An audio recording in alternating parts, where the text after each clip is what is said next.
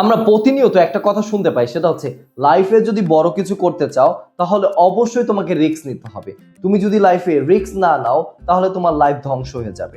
হ্যাঁ, আমি এটা বিশ্বাস করি যে আপনি যদি আপনার লাইফে অনেক বড় কিছু করতে চান তাহলে অবশ্যই আপনাকে ঝুঁকি নিতে হবে, আপনাকে রিস্ক নিতে হবে। কারণ নো রিস্ক নো গেইন। আপনি যদি রিস্ক না নেন আপনার জীবনই রিস্কের ভিতরে পড়ে যায়। এখন একটা বিষয় আপনাদের বুঝতে হবে, সেটা হচ্ছে রিস্কের উপরে রিস্ক নেওয়া যাবে না। রিস্ক নিলেও সেটাকে ক্যালকুলেটিভ রিস্ক নিতে হবে, তাহলেই কিন্তু আপনার লাইফে আপনি গ্রো করতে পারবেন, আপনি অনেক বড় কিছু করতে পারবেন। আর যদি আপনি রিস্কের উপরে রিস্ক নেন সেক্ষেত্রে আপনার জীবন ধ্বংস হয়ে যাবে, তছনছ হয়ে যাবে। আমাদের বিভিন্ন ইনফ্লুয়েন্সাররা তারা আমাদেরকে বিভিন্ন সময় বিভিন্ন কিছু প্রলোভন দেখিয়ে আমাদেরকে রিস্ক নেওয়া শেখায়। এই রিস্কগুলো আমাদের জীবনকে ধ্বংস করে দেয়। বাট আমাদের বুঝতে হবে যে উনি কেন ইনফ্লুয়েন্স করছে, কেন এই সেক্টরে নিয়ে আসতে চাচ্ছে। আমরা যখন এই বিষয়গুলো বুঝবো, এই বিষয়গুলো জানবো, এই বিষয় নিয়ে আমরা নলেজ গ্যাদার করব, তখন বুঝতে পারবো যে এই রিস্কটা নেওয়া আমার জন্য উচিত না। বাট কিছু কিছু মানুষ তারা ইনফ্লুয়েন্স হয়ে গিয়ে তারা কিন্তু তাদের লাইফে রিস্ক নিয়ে নেয়। এই শুধু রিস্ক নেয় না, তাদের জীবনে সবকিছু দিয়ে তারা ঝুঁকি নিয়ে নেয়। একটা পর্যায়ে এসে তারা সবকিছু হারিয়ে ফেলে।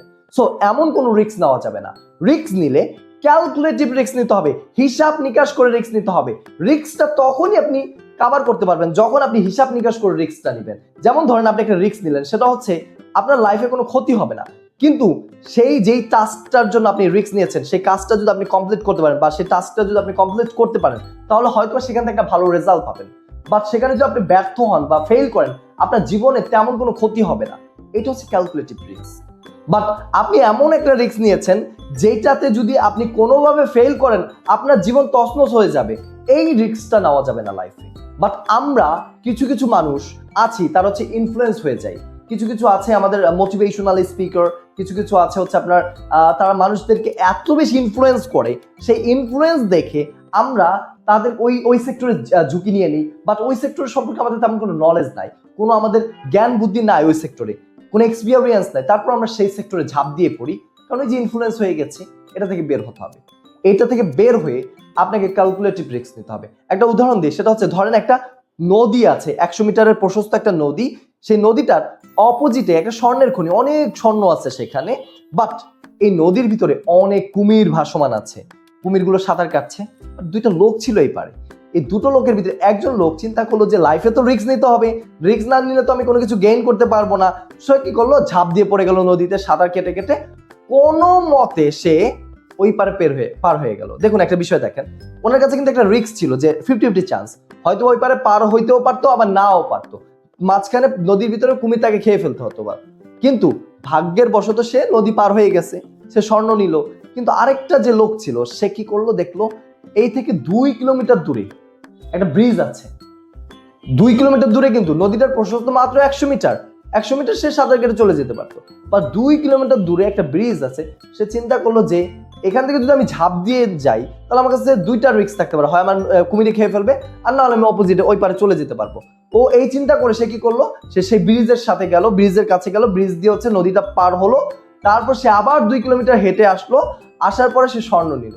কিন্তু ওই যে প্রথম ব্যক্তিটা সে ওইখান থেকে স্বর্ণ তো নিল, নেওয়ার পরে সে চিন্তা করলো যে রিস্ক নিতে হবে লাইফে, রিস্ক না নিলে তো কোনো কিছু হয় না। সে আবারও নদীতে ঝাঁপ দিল সাঁতার কেটে ওই পারে পার হওয়ার জন্য। কিন্তু এমন পর্যায়ে সে কুমির তাকে ধরে খেয়ে ফেললো। তাহলে তার স্বর্ণ নিয়ে কোনো লাভ হয়েছে? আপনি যদি রিস্কের উপরে রিস্ক নেন সেটা খুবই ক্ষতিকর।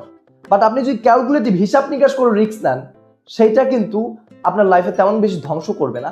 যদি সেটা থেকে আপনি রেজাল্টটা পেয়ে যান সেটা অনেক বড় হেল্প করবে আপনার লাইফে। যেমন এই দ্বিতীয় ব্যক্তিটা, সে অনেক কষ্ট করে 2 কিলোমিটার হেঁটে ব্রিজ পার হয়ে তারপর আবার 2 কিলোমিটার হেঁটে সে স্বর্ণ নিল। সে আবার 2 কিলোমিটার ওইখানে গেল কষ্ট করে, আবার পার হয়ে আবার এখানে আসলো। সে কিন্তু অনেক কষ্ট করেছে, পরিশ্রম করেছে। সো আপনি যখন রিস্ক নেবেন, যে রিস্ক আপনার পরিশ্রম বেশি সেটাই কিন্তু ক্যালকুলেটিভ রিস্ক।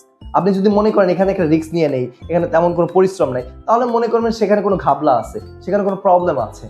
এখানে কিন্তু সমস্যাটা হয়ে যায়। আমরা ইয়াং জেনারেশনরা মানুষের প্রলোভন দেখানো বিষয়গুলো বুঝতে পারি না যে মানুষ এখানে প্রলোভন দেখাচ্ছে।